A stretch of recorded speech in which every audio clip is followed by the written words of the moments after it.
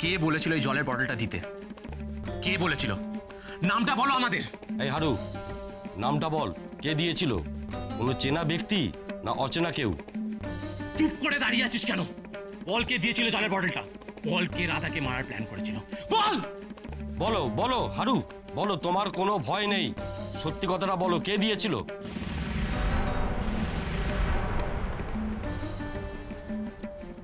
জামাইবাবু, মানে কৃষ ব্যানার্জি আমাকে জলের বোতলটা দিয়েছিল।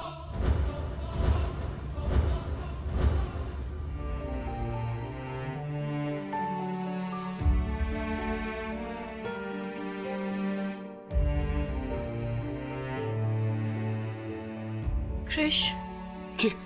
রাধা? রাধা? যারা তুমি? যারা? যারা? যারা? রাধা কেমন আছে? রাধার কি জ্ঞান ফিরেছে?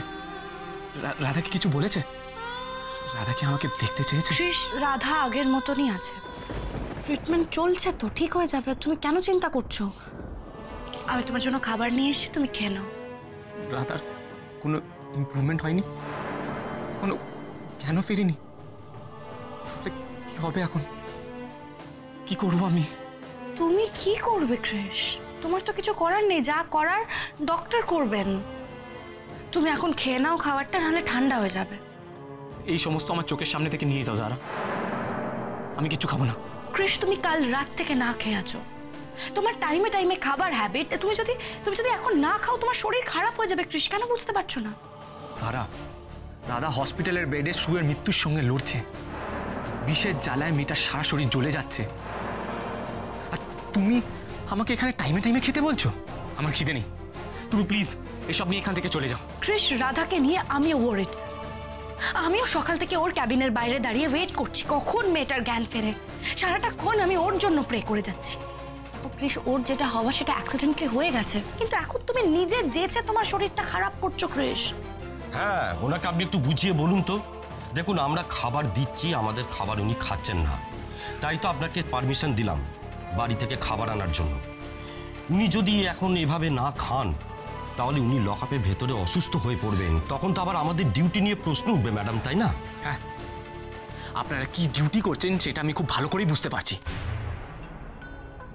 প্লিজ প্লিজ আপনারা এখান থেকে যান আর আমাকে একটু একা থাকতে দিন। আমার জন্য আপনাদের কাউকে কোনো জবাবদিহি করতে হবে না।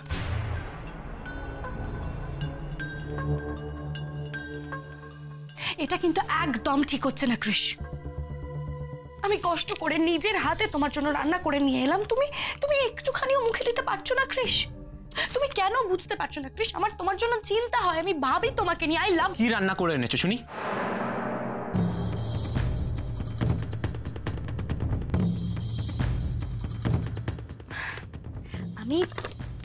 আমি তোমার জন্য নুডলস বানিয়ে নিয়ে এসেছি, এ নাও। না, আমার এখন নুডলস খেতে ইচ্ছে করছে না। নুডলস খাবে না? তাহলে কি খাবে বলো? আমার এখন ডালিয়ার খিচুড়ি, নোনতা সুজি, ডিফারেন্ট ভেজিটেবলস দিয়ে নরম ভাত, ফুলকো লুচি, আলুর দম, এসব খেতে ইচ্ছে করছে। হোয়াট? রান্না করতে পারবে রাধার মতো তুমি? বলো, পারবে? পারবে বলো, পারবে কি? পারবে না তো? ব্যাস, তাহলে তোমার রান্নার আমাকে খাওয়াতে এসো না প্লিজ। এগুলো নিয়ে এখান থেকে চলে যাও। গো গো গো।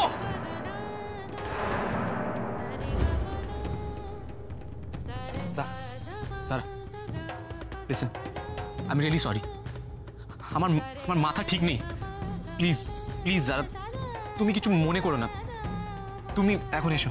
মনে আমি কিছুই করব না কৃষ, কিন্তু আমার একটা কথা তোমাকে রাখতেই হবে। প্লিজ তুমি খাবারটা খেয়ে নাও কৃষ। তুমি কতদিন এভাবে না খেয়ে থাকবে? আমি না জেনে বুঝে ওই বটলের জলটা রাধাকে খেতে দিয়েছিলাম। মাঝে মাঝে আমার মনে হচ্ছে যেন এই যন্ত্রণাটা রাধা আমার জন্যই ভোগ করছে। যতদিন না রাধা সুস্থ হয়ে উঠে আমায় নিজের হাতে খাইয়ে দিচ্ছে, আমি খাবো না, কিছুতেই খাবো না, কিছুতেই না।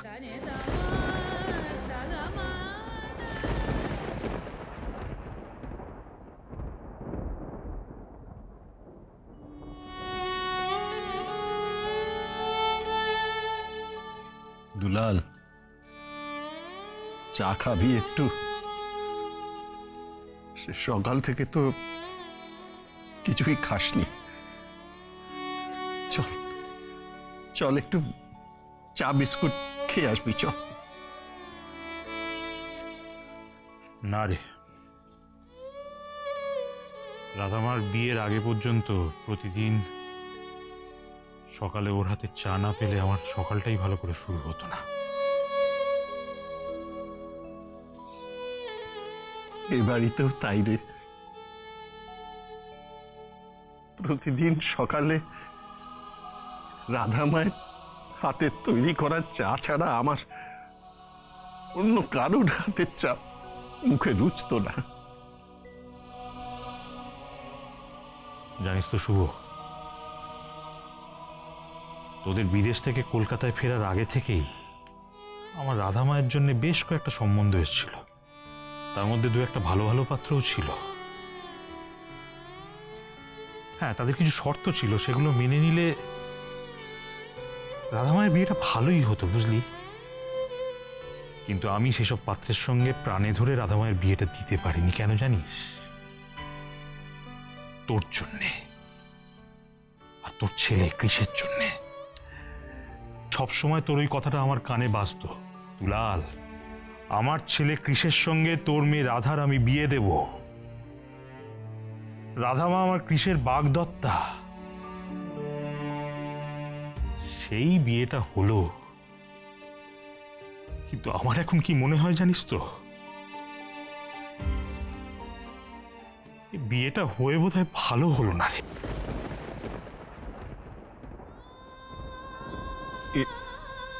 এ তুই কি বলছিস দুলাল? দুলাল, আমি তোকে এখনো বলছি, কৃষ কিছুতেই এ কাজ করতে পারে না। জানিস তো শুভ, আমার রাধা মায়ের না প্রথম থেকেই কৃষকে একটু একটু ভালো লাগতো, কিন্তু ও বিয়েটা করতে চায়নি। কেন বলতো? ও বুঝতে পেরেছিল যে কৃষের ওকে ভালো লাগে না। আর আমরা দুই বুড়ো বাপ মিলে কি করলাম? জোর করে দুজনের বিয়ে দিলাম। আজ আমি বুঝতে পারছি শুভ, ভুল করেছি, মস্ত ভুল করেছি আমি। না রে দুলাল, সেদিন তুই কোনো ভুল করিসনি। তবে আজ ভুল করছি বলতে চাইছিস? কৃষের দিকে আঙুল তুলে আজ আমি ভুল করছি, তাই তো? দুলাল, আমি জানি আজকে তুই যেসব কথা বলছিস সেগুলো তোর কথা নয়। একজন বাবার অস্থির মন, মাথা এইসব কথা বলাচ্ছে। রাধামা সুস্থ হয়ে ওঠার পর তুই যখন রিয়েলাইজ করবি, তখন তুই নিশ্চয়ই বুঝতে পারবি যে এসব কথার মধ্যে কোনো সত্যি ছিল না। আমি তোকে আজ একটা কথা প্রমিস করছি, তোর সাথে কাঁধে কাঁধ মিলিয়ে আমি অপরাধীকে খুঁজে বার করবার চেষ্টা করব, তাকে শাস্তি দেব।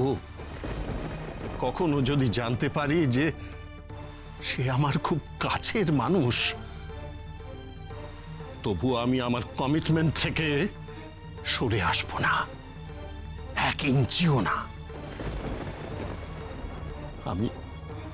আমি তোকে কথা দিলাম দুলাল।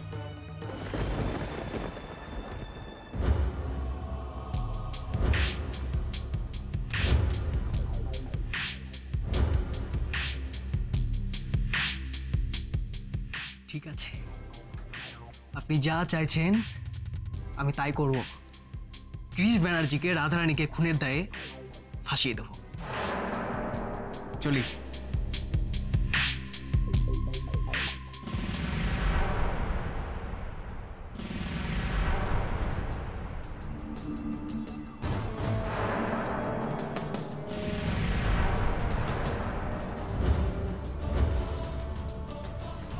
সরি কৃষ, আমার কিন্তু আর কোনো উপায় ছিল না।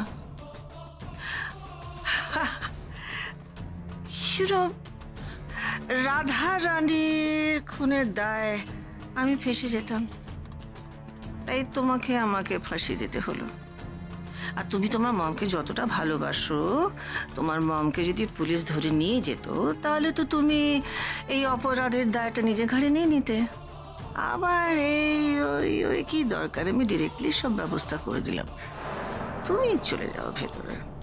But I am going to miss you, I am going to miss you my son, really going to miss you.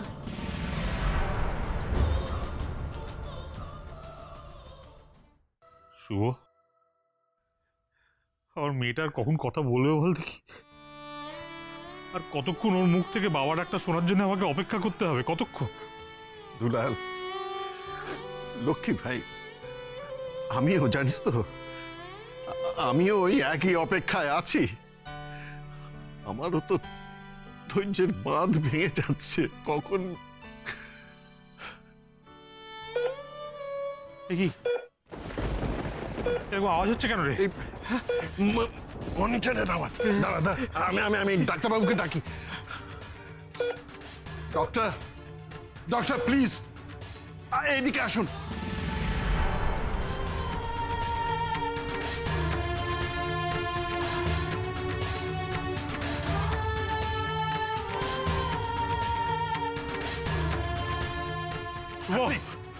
শুভ, ওই দেখ, ওই দেখ, ওই দেখ, রাধা আমার চোখ মেলে তাকিয়েছে। ওই তো আমার মেয়েটা চোখ খুলেছে, চোখ খুলেছে।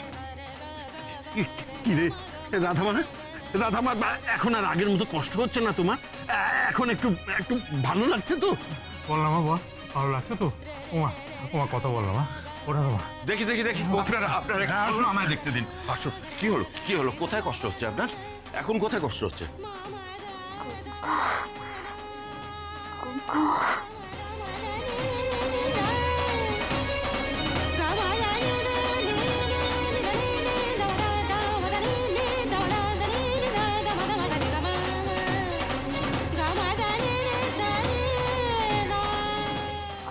দাদা, এ কি করছেন? ওঠার চেষ্টা করছেন কেন? শুয়ে পড়ুন। শুয়ে থাক, আমরা আছি তো। শুয়ে থাক, শুয়ে থাক। ঠিক আছে, ব্যাপারটা কি হলো?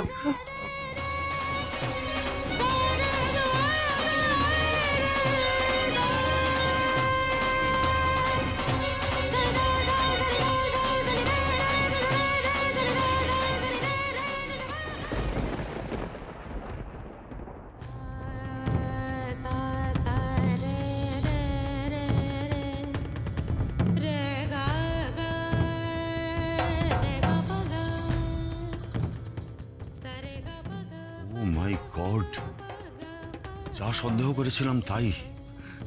যা সন্দেহ করেছিলাম মানে? কি হয়েছে রাধার? ও অমন করে পড়ে যাচ্ছে কেন? সাপের বিষে রাধার শরীরের ডান দিকটা প্যারালিসিস হয়ে গেছে, তাই ও আর উঠতে পারছে না, পড়ে যাচ্ছে।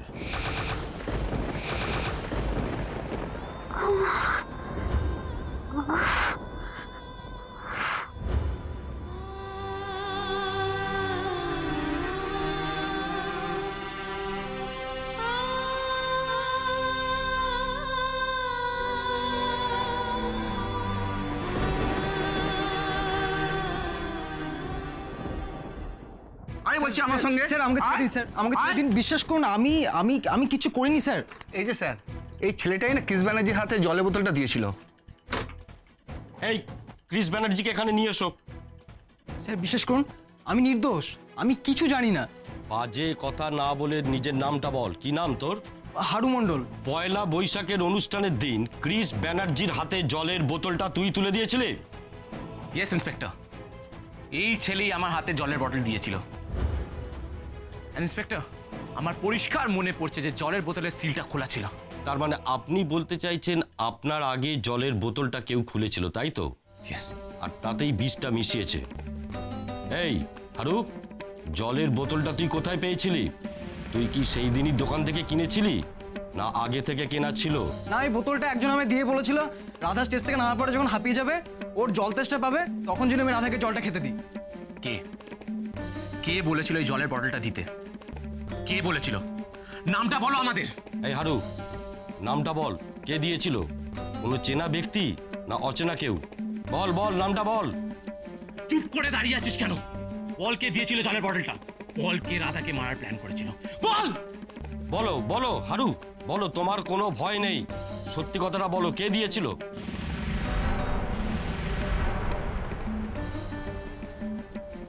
জামাইবাবু, মানে কৃষ ব্যানার্জি আমাকে জলের বোতলটা দিয়েছিল।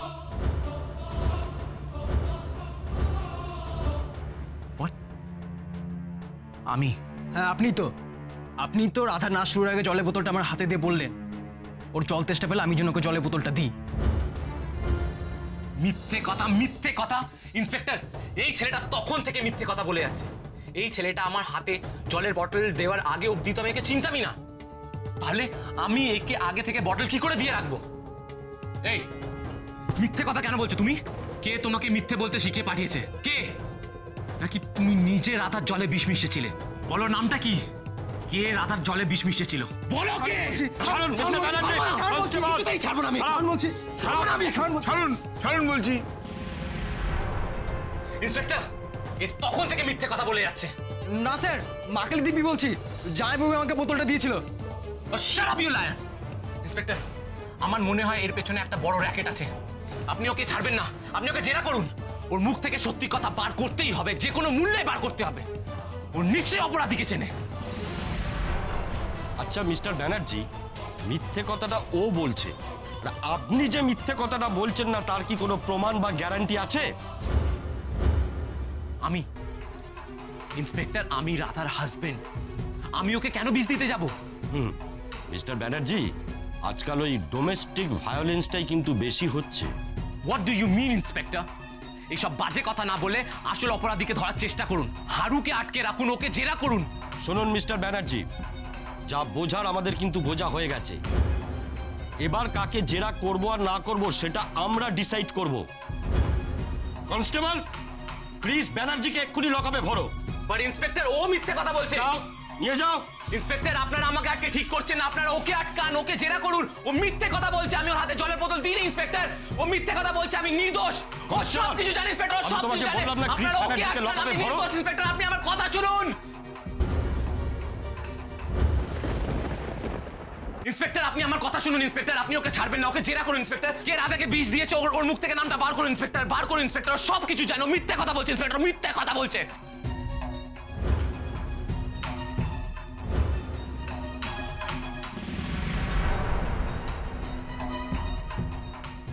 তুমি এই খাতায় একটা সই করে দিয়ে বাড়ি চলে যাও।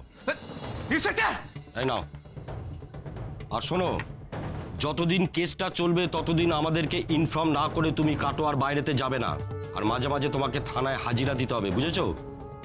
ঠিক আছে স্যার, আপনি যখনই রাখবেন আমি তখনই চলে আসবো। আসি স্যার। ইন্সপেক্টর, আপনাদের বারণ করলাম না ওকে ছাড়তে, ওকে ছাড়লেও পালিয়ে যাবে। আমি তো বুঝতে পারছি না ইন্সপেক্টর, আপনারা আমাকে বিশ্বাস করছেন না, অথচ ওকে এরকম বায়াসটা বিশ্বাস করছেন কেন? কেন ইন্সপেক্টর, কেন? করছি তার একটাই কারণ, আমরা 1000টা বধূ নির্যাতনের কেস হ্যান্ডেল করছি। এর মধ্যে ম্যাক্সিমাম শ্বশুরবাড়ির লোক আর স্বামী দোষী। কেউ পণের জন্য হোক বা অন্য কোনো কারণে হোক, নির্দ্বিধায় স্বামী আর শ্বশুরবাড়ির লোকেরা বউকে পিটিয়ে মারছে, কেউ আগুনে পুড়িয়ে মারছে। আপনি তো আবার সাপের বিষ দিয়ে মারছেন। ইন্সপেক্টর! কনস্টেবল, প্লিজ ব্যানার্জিকে লকআপে ঢোকাও। বল, বল তোকে বিষ মেশানো জলটা কে দিয়েছিল, বল। সত্যি কথা না বললে আমার হাত থেকে তোকে কেউ বাঁচাতে পারবে না। রাধাকে শেষ করে দেওয়ার জন্য কত টাকা পেয়েছিস তুই? কে টাকা দিয়েছে তোকে? বল, বল হারু, নামটা বল। নাম বল, নামটা বল হারু। নাম বল হারু, নাম বল, নাম বল। মিস্টার ব্যানার্জি, আপনি চুপ করবেন। ইন্সপেক্টর! এই যা, বাড়ি যা। ইন্সপেক্টর, আপনি ওকে ছাড়বেন না ইন্সপেক্টর, আপনি ওকে জেরা করুন ইন্সপেক্টর, ওকে ছাড়বেন না ইন্সপেক্টর। আপনি ওকে ছেড়ে দিলেন। আনবিলিভেবল। হ্যালো, হ্যাঁ বলছি। কি রাধারানী ব্যানার্জির জ্ঞান ফিরেছে? বাহ, ভেরি গুড, ভেরি গুড। হ্যাঁ ঠিক আছে, ঠিক আছে, আমি এক্ষুনি হসপিটাল আসছি। মিসেস ব্যানার্জির বয়ান নিতে হবে। রাধার জ্ঞান ফিরেছে? ইন্সপেক্টর, আপনি প্লিজ জিজ্ঞাসা করুন না রাধা কথা বলছে কিনা। কি বলছো? কি বলছে ইন্সপেক্টর? কথা বলছে? একবার জিজ্ঞেস করুন ইন্সপেক্টর। এবার তো রাধা আমাকে খুঁজবে, আমাকে না দেখতে পেলে তো টেনশন করবে। ইন্সপেক্টর, রাধা কি বললো ইন্সপেক্টর? জিজ্ঞেস করুন ইন্সপেক্টর কি বলেছে। হোয়াট? উনি বয়ান দিতে পারবেন না? ওনার শরীরের ডান দিকটা আর মুখটা প্যারালিসিস হয়ে গেছে।